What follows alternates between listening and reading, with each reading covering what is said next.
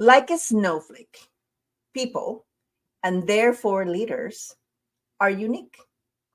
Yet, we always try to fit into a mold that's uncomfortable and unbearable because we've been conditioned to do that.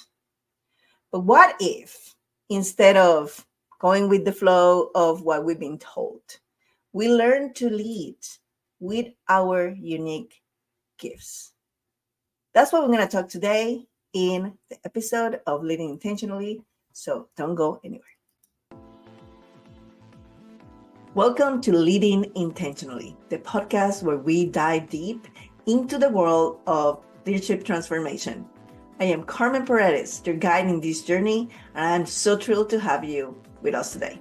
In each episode, we share strategies, insights, and stories to help you drive growth, enhance workplace culture, and lead with intentionality. Whether you are a seasoned executive, an aspired leader, or just someone passionate about positivity in the workplace, this podcast is for you.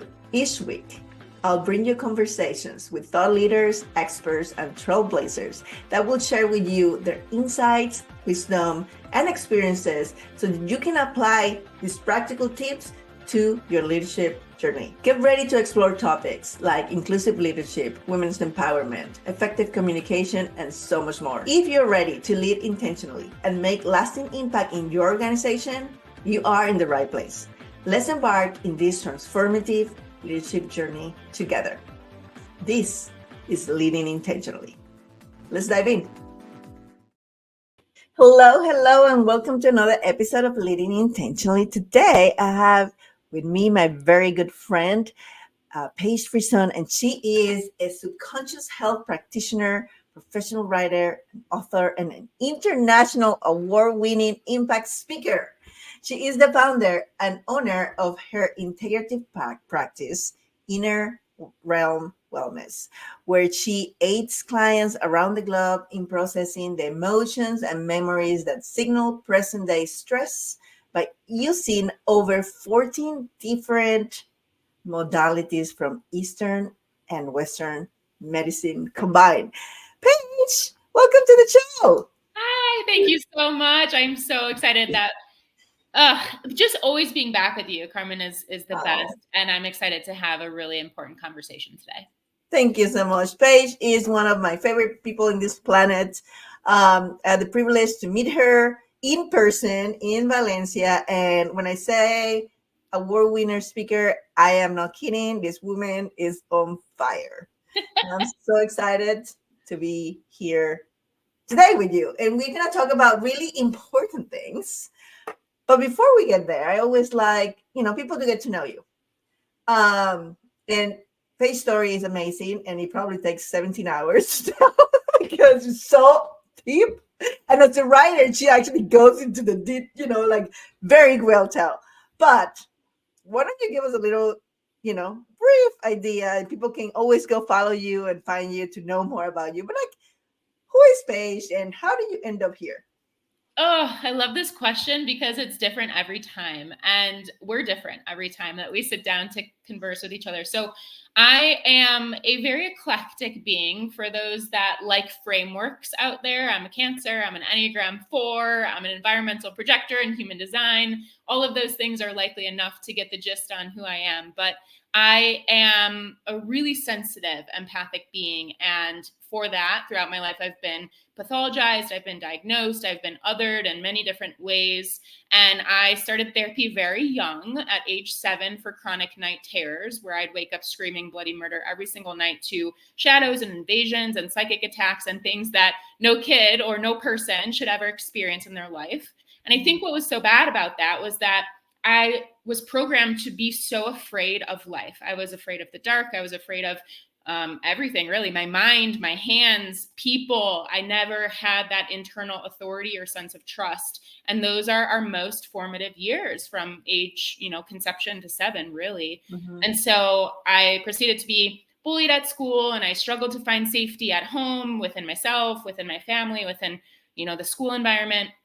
And it developed into a lot of pathology, depression, anxiety, and eating disorder. I mean, you name it, it was all over the board. And I needed a lot of help, and I'm so grateful it took a village to get that help, but I was thrown into the Western world of treatment, and I learned firsthand that there's a huge blind spot in the conventional healthcare system, both mental health care and regular healthcare, and nobody's addressing the root cause as to why people keep showing up with the same symptoms, the same disease, the same disorder, and why recovery in especially the eating disorder world and the mental health world is not sustainable. It's managed through pharmaceuticals, but it's never addressed to help people overcome it. And that was where my mission really began, was asking questions of why are people not addressing the 95% of the brain, the invisible part, the involuntary part that's responsible for all of our life experiences, our thoughts, our feelings, our behavior. And so through all of my studies, my writing studies, my healing studies, my psychology studies, I got certified and I launched a business about how to help people heal themselves so that we don't have to be dependent on these broken systems. I love it. And wow, so much to unpack there. But going back to the subconscious mind and healing, there is absolutely nothing I can say that I have spent my time better in my 48 years of living in this planet than actually taking the time and walking the trench of healing myself. I said trench intentionally because it's not necessarily, a row of flowers and palm trees and unicorns, but it is about the best thing I have ever done in my life, and it never ends because there's layers upon layers upon layers. And one of the things I love having this podcast because I can talk about whatever I want to, and I want to bring awareness to everybody. This is not a woo woo thing. This is not a It shouldn't be a taboo thing. This is something that impacts and affects every human being in this planet, especially, in corporate America, because people are so not into the esoteric things that Paige and I are into. Yeah. And so I applaud you for that because it has to take so much strength to bring your own story, use your own wounds and your healing to be able to help other people. And I know you do it from a place of healing and not from a place of the wound itself. Because many people are talking out there about traumas and you can see it so clearly. Once you heal, you can see all these things so easily. They're still speaking from their wounds, and you speak from the healed place, and that's so beautiful. Oh, thank you so much. I really appreciate that. And gosh, I'm in 100% agreement with you. There's no better time spent than on the self-healing journey. And the second you ask a question of why is something this way, the system of corporate America, the system of healthcare, right? Why are they doing it this way and not this way? Is the second that you're inducting yourself into the self-healing camp. Mm-hmm. And that's creepy. It's scary. It's like paralyzing for a lot of people because we're conditioned to believe in any system which is inherently corrupt. I'm just going to be bold and say that all systems are corrupt, right? The second you start to question it is a scary place because it's this unfolding of coming home to you and you're starting to quote unquote win when you've been immersed in these environments that taint families and friends and professional practitioners in your life to be different, to be doing it a different way. And I think that's something that they want, is for you to not know your own power. And we are here to be powerful. And so this is what it's all about, and really unwinding some of that fusion that we've had cognitively, energetically, emotionally. We've been slaves to the system historically, presently, and you see people wanting to go a different way and not really sure where to turn. And that's where we come in, right? Yeah, no, absolutely. And because of the audience of the podcast, we're gonna keep it to mainstream leadership with all the magic that Paige and I can bring into the topic. And I was reflecting about this episode before we got into the call and thinking about, if I just knew what I know today 20 years ago, And by the way, I am actually a pretty good leader. You can go read all my reviews in LinkedIn. But I somehow was doing a lot of things intuitively, which most people are not that tap. I guess somehow I was lucky that that part of me was never conditioned or reprogrammed, and I still had a connection to my soul somehow, into my intuition, through my intuition. But we're talking about leading according to your unique gifts. But here's what happened, because we are only living, most people are only living based on the 5% of the brain that's active or, like, aware. Your gifts are not even online. And so you might have all these amazing things to offer that would not only make you happy because you're also fulfilling who you are and who you were meant to be in this world, but then you're actually touching people the right way. Like, and I'm not talking physical touch, obviously. I'm talking soul, impacting their life. You're impacting their life the right way. And so, how, since you are the expert in the subconscious, and epigenetics and all those amazing things, how how do people like realize, like, oh my god, maybe I just been like a zombie or sleepwalking all my life? Like, where do I start? Ooh, yeah, that is really the question. That's the beginning of the rest of it, because getting in touch with your subconscious mind is going to be the most sustainable journey you have to creating change, whether it's in your corporate environment, in your physical body, in your emotional, relational life, you name it. All of those things get touched when you heal one aspect of yourself. I had somebody recently who say a relationship is a relationship is a relationship. So your relationship to work impacts relationship to home, impacts relationship to self, impacts relationship to body, right? It's all interconnected subconsciously. And while that conscious mind, the 5%, wants to say, oh, I'm only stressed at work for this particular reason, that stress is coming from a completely different part of you because of that original occurrence that hasn't been fully processed. So if you heal, and when you heal that cellular charge that's living within you, you shift the entire energy and environment around you. But because it's not tangible, as you're saying, because it's not visible, it's the 95% of the invisible brain, we as 3D beings want so desperately to have that analysis. And that analysis is innately paralysis, because the second we think we know something is the second we don't know it. And the mind is fun and it can run away with us and it can be creative. And that's important in a corporate environment in some aspect. We have to be grounded in that. We have to create an environment or a container in ourselves to operate well first before we can be embodied leaders in a corporate setting. So I think there's so many ways to tap into the subconscious. The first thing I will always say is get a pen and paper and start taking inventory of your life. What are the things that you're choosing and what are the things you're not choosing? We could go deep and talk about how we're always choosing everything no matter what, right? But the truth is, everything that we're not desiring to feel or think or experience, but we're experiencing anyway, is subconscious, right? So say you have a toxic relationship at work, or you're just a procrastinator in nature, or you know that you're meant for more and you just can't get out of your own way. All of those things are involuntary. Nobody would wake up in their right mind and say, yes, I want to slack off today. I know. Right? Nobody says that. Nobody wants it. Nobody wakes up and they're like, let me just do the bare minimum. Yeah. Because that just means you're in the wrong environment. That means that the environment that you're in can't hold you and your gifts. That is wisdom communicating to you that there's something bigger in you. Mm-hmm.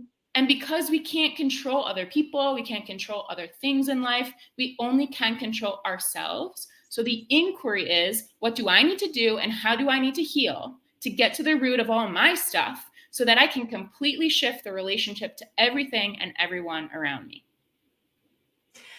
It There's so many things to unpack here, right? I mean, it's like, I mean, I look at my own story, right? Like, for me, I started, of course, mindset, and then it's like, yeah, my work, I'm burnt out. It was all because 4-year-old Carmen was still wounded, seeking praise from mom. But guess what? It wasn't her fault. She didn't know how to do it better, because the same thing happened to her. And it wasn't until I understood that It was almost like if a magic spell was cast around my entire cellular being and aura, because everything, the way I see the world is so different. The relationship with my children, my relationship with self, everything changed because I healed that one moment in time, like you said. But if I would have sat here to think like, I wonder where in my life I got wounded so badly that I want to work 80 hours a week minimum. I mean, that's not a logical question, right? It took a lot of introspection to like be able to find that. And the problem is that we are conditioned to behave in certain time, and like it's like everyone, it's like a production line of robots called humans, because everyone needs to behave the same way, everyone's expected to behave the same way. And so you there to say, oh my god, I don't like this, but you should be so grateful that you have this. So who are you to want more or different? Because sometimes it's not more, sometimes it's just different. And so we shut it down, right? And so this is where I find a lot of people are today, Paige, where they are wanting to awaken. They want to like get into that journey, but they get shut down by everybody.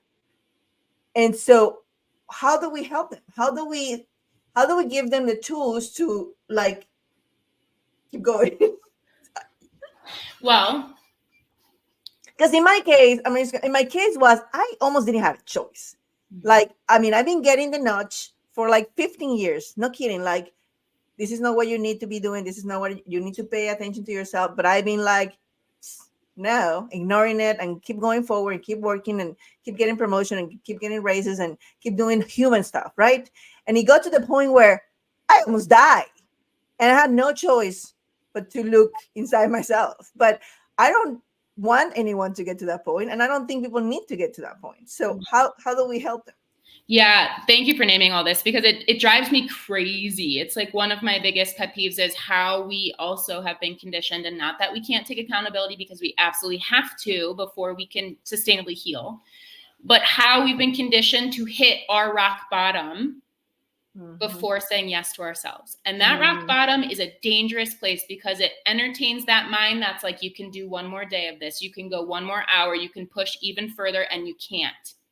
Right? And in the physical body, what's so crazy is the second pathology shows up, and that means the body can show up in blood work as 1% dehydrated. And the second there's pathology, you're behind. We need to get in a routine of preventative care, of not justifying that we deserve to take a freaking bath at the end of the night. Right? This is our livelihood. And I don't just mean financial livelihood. I mean holistic wellness livelihood that we're talking about.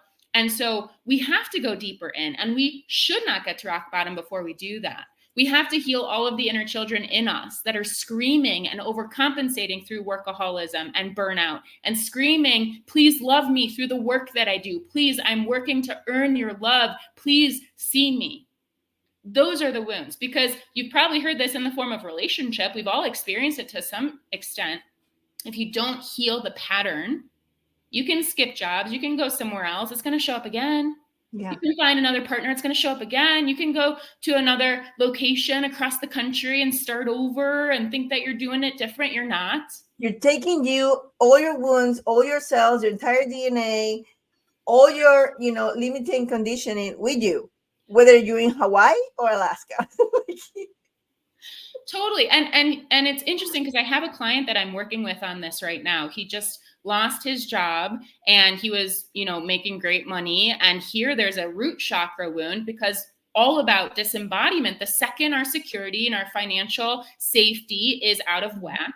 And it's been a huge blessing because he kind of knew it was going to happen. But there's a huge learning curve of how do I honor the 3D human need of having to have that security and safety and having to do the left brain analysis of knowing that I'm okay and I can pay my bills.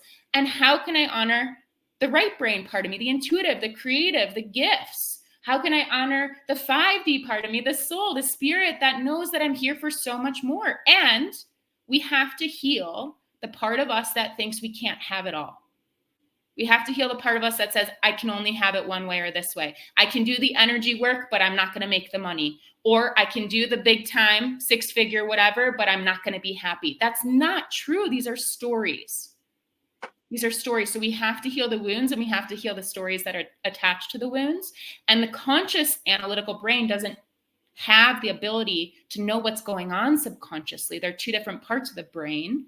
So again, the second we think we know what's going on, we don't know what's going on. We can have theories. We can talk in therapy all day long in circles. We're all very smart. We know why we struggle.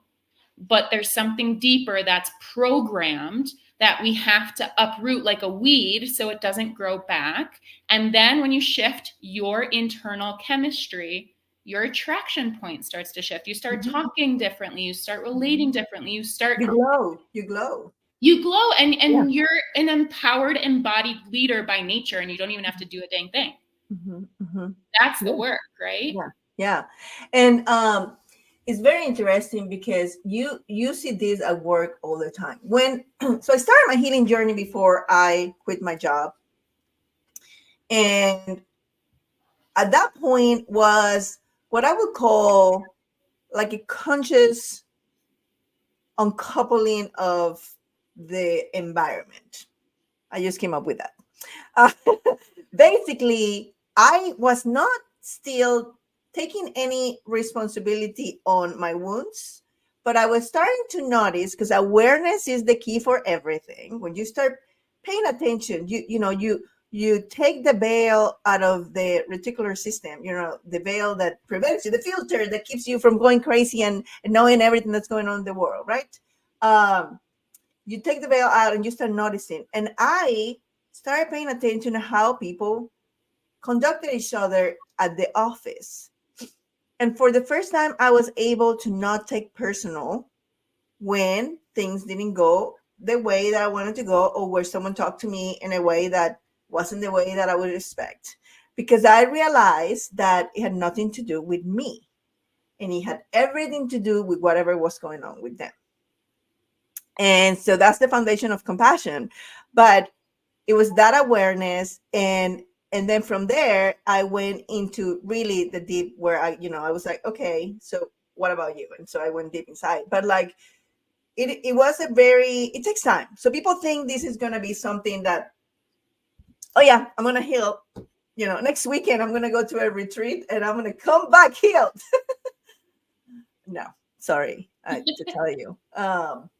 It takes probably the rest of your life once you enter, but it's so rewarding. And I would say, for me, if I were gonna give an advice of how do you start, I would say by awareness. Is there like one thing that you would tell people, like, this is how you start? Yeah. So after you make that list of what am I choosing in my life, what am I not choosing, that's your moment to acknowledge how dominant your subconscious mind really is. The second you know what the subconscious is the second you get to make a conscious choice, right? Because you have to know what's not in order to know what is. That's the law of contrast, law of duality, right? However, because we're programmed 95% towards reactive, maladaptive behaviors, towards negative self-talk, towards these toxic relationship dynamics, whatever it is, we have to work to foster and nurture the conscious choice. Right? So this is the blind spot of mindset work that says, just think I am happy, I am happy, I am happy all day. Because I mean, if it was that easy, wouldn't we all be so happy? But it's how you work with that desire and up level the heart's chemistry to massage its way towards that makes it sustainable. So well, even the thought of I am happy, it takes energy. And so the body is the most energy efficient machinery have ever been created by the universe. And so conservation of energy is one of its primary sources of or missions. And so that's why only 5% of your brain is actively conscious, because the rest, it's like in sleep mode. I mean, it's working in running everything, but in sleep mode, right? And so even doing that, even like working on the mindset and consciously not only like, like a parrot saying I'm happy, but like trying to embody and how does it feel, and notice the discomfort is like, oh no, that doesn't feel good in my gut, that doesn't feel good in my heart, because that's more advanced healing techniques, but that's kind of what you want to know. Where does it does it feel uncomfortable? But even that takes energy, and this is why it's work. And nobody's gonna do it for you. You have to want to do it. Yeah, it's so true, and I appreciate the realistic lens of this, because we're going from a mode, as you said, sleep mode, autopilot, where we might not even be aware of the thousands and thousands of thoughts a day that we're having that are on a loop, that are not even who we are presently, but they're reflective of all of our accumulated experiences. It's mom telling us we're not good enough, right? It's a one moment breakup that we'll never forget because they said, I hate you. Like, whatever the thoughts are that get embodied, we become internalized bullies to ourselves, because we have managers in us that are trying so hard to keep us safe and alive the best way they know how, that are trying to help us control our environment the best way they can, right? And so going from unteasing, as you said, the uncoupling, autopilot, to intentional living and leading is work, because you're ripping apart the knot. You're kind of dissecting what the mess has been and how to organize in a more simple, thoughtful way, with care, with compassion, with love and feelings that maybe you've never felt towards yourself before, and curiosity. Like, why is my program to constantly berate myself? Why is my program to go into hyper productivity when I'm actually escaping or avoiding these feelings I don't want to feel?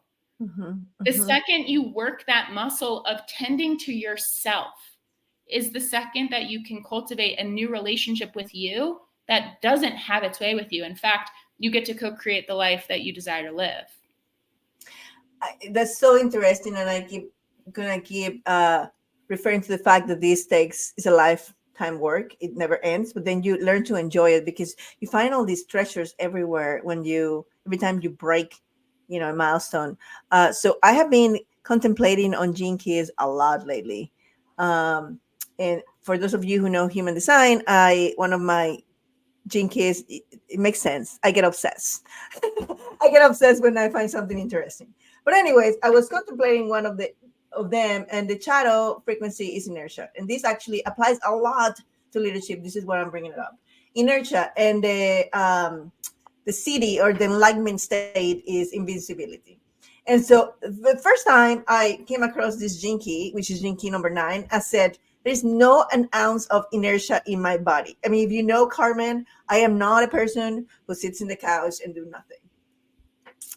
Well, but I'm still going to do my homework. So I'm contemplating and thinking which areas, not all areas, not what you think it's going to be, inertia shows up. And guess what? I came up with the realization that sometimes you are doing things to not do the thing you have to do. And so that's inertia too.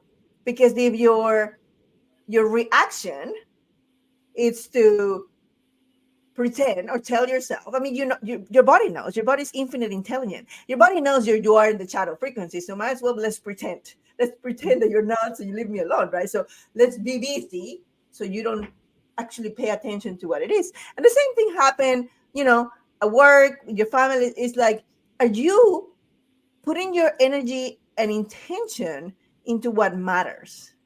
Like, how so many people in family dynamics show love with money, but is that what the kids need, right? Or at work, they might show recognition through promotions. And you know what? Don't take me wrong. I've said it a million times. We all love money, but that is not the thing that moves everybody. And most of the time, it's money, and yes, give me the money, but that doesn't fill the void. So it's like, are you being driven to continue to live in what society has told us to do, even though you might know, if you actually take the time to think about it deeply enough, honest enough, when nobody else is watching, nobody needs to know what you're thinking about, but make an inventory of, are you doing the right thing? And it's so cool, Carmen, right? Because you know this, like we have infinite potential and there is no end to the healing, as you said, which means there's no end to the growth that we get to experience in life. And it's for you all to find your growing potential, to find what happens for you uniquely when you heal, because that's going to look different for you than it looks for me, than it looks for Carmen. And what's so cool is that in some way, and I say cool lightly because we know it to be cool. I love emotions. I think they're crazy and wild and mystical, and they're messengers and codes, and they give us all of these weird gifts. And I think that they're just freaking awesome. And so I've dedicated and devoted my life to processing them sustainably because they've had their way with me my entire past, right? My entire history. And now I want to get ahead of it a little bit and see what the rewards are of that on the other side. And subconsciously, whether we're in a corporate environment or, you know, we're creating our own business or what have you, we always attract the unhealed wound. We always attract the unprocessed wound. We always attract from our vantage point vibrationally, which means the equal and opposite. We're going to attract, when that's healed, the dream partners that we've always desired, that our conscious mind is like, why can't you just do it better? Why can't you just find somebody who knows exactly what you're talking about? And the deal is, unless and until you examine your own family system, you maybe do some past life work, we can talk about it, and track your generational patterns until you know the why behind the pattern that you're continuing to subconsciously recreate. It's not your fault because it's not your choice. But once you take accountability, you have that awareness and you integrate it, you get to create the life that you desire with the people that understand you from that healed place too. And you know what? So I get so excited about this page because now that I understand and see everything so clearly, I know that between all these tools that we have at our disposal, you know, human design, Enneagram, Gene Keys, it's like I finally have that manual that I always wanted to have, right? And as a mom, I'm excited because, well, I have two teenagers, so they might be a little off the period of recovery, but I still have an 8-year old, and I'm like, I still have time to raise him the way he was supposed to be raised. I have the manual with me. I know, you know, if he the way he processes emotions, I know, you know, what lessons he was supposed to come and learn. And if I try to prevent him from learning those lessons by shielding him, he's gonna get the lessons even harder later on because this is what happens. You get attracting your wounds, and every time they show up, the volume is louder and louder. So I just want everyone to, like, as soon as you start being able to listen to what we're saying, because this happened to me before. I wasn't in the frequency of this type of things. And so I would think they were crazy until one day I realized they were not. And then I'll go back. It's like, ooh, I wish I knew 20 years ago, right? Like I would have saved myself so much pain. But there's always the future and the impact and the legacy that we have. So this is why we're bringing this conversation, to bring awareness and to know that no, you know, you're not alone in this boat. We're all going together to, you know, this, you know, awakening and this growing experience. Expansion is one of my favorite words, expansion. And if you start getting excited about the things that you are destined to learn in this life, then things change because now you are in the driving seat of your life. You get to decide, not your subconscious. Yes. And you get to create your own manual. Like all of us have our own ever changing routines and rituals and things that we go towards and call in when we need extra support or to keep us in that preventative care space. And, you know, you don't have to dive deep into what we're talking about, astrology, Enneagram, Gene Keys. I mean, highly recommend it. It's an amazing time. And when you do one, you're going to want to do another and another because there's just infinite wisdom and knowledge available to you. I think that's partially why we're here. And from that place, we get to embody our own wisdom and recognize through these mirrors the truth of us, right? But it's going to look different for every person. And in that, when we're in an unhealed space, that feels very isolating. That can be very scary. It's like, I'm never going to figure it out. But Once some of that foundational healing is done, no pressure to attract your dream life this moment, because that doesn't help when you're in resistance. But once those foundational blocks are set and you're on your healing journey, it's so fun and so free to discover your own gifts and then live from that space. And happiness, right? Isn't all we want is happiness? You think you want the car, you think the house, or the trips, but you want all those things because you think that by having them you're going to be happy. So if you can be happy now, why not do that? It's a shortcut. It doesn't mean you're not going to have the other things. You're going to be in the vibration of that, so you're going to attract them. But it's so incredible that there is not a person that I see from my past life in this life that runs into me or sees me, and the first thing, please don't stop saying it because I like it, but the first thing they say is, "You look so happy." Mm-hmm. And my answer is, I am so happy. And I remember Googling how to be happy. That's how my life was. I had all the things, all the titles, I had the good money, the house, everything. And I was so miserable because I wasn't being authentic. Something was missing, right? And I have to think that that's how people are living today. Totally. Totally. And whatever that thing is that you're using to suppress or manage or get by or survive, right? You and I both have the tendency towards work being the escape method. Mm-hmm. And, there's so much underneath. The second you disrupt the behavior that's keeping you safe is the second those emotions start to bubble to the surface. And so for those that are in that place of working so hard to stuff it down and cover the fire hydrant that's about to explode, know that you have to get the right support, and then you can release the valve. There is a way to do this that's safe, that will keep you in a sustainable model of, recovery. And so having that discernment of knowing when to call in that support, what the right support is to call in, and then next steps is a delicate process. And so just have patience, because this is an amazing choice that you're making, which is the choice to go deeper in and to see what is on the other side of the curtain, and to see what life really has in store for you when you're not working to suppress or repress or avoid what's going on. I love it.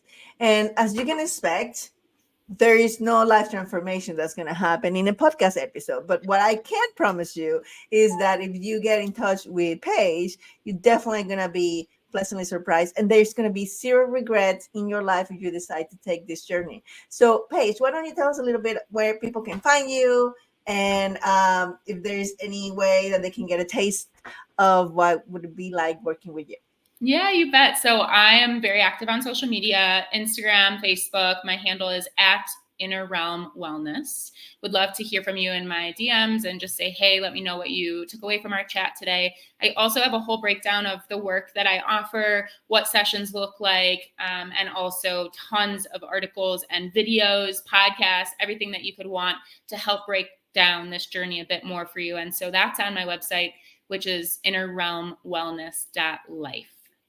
I love it. And I was thinking that both your talk and my talk in Valencia would be a great addition to this episode. So I'm going to link them at the bottom because we're talking about that awakening and what happened before and after of that. So I love it. Well, Paige, it's always so nice to talk to you and to be in your energy. You're such a wise old soul.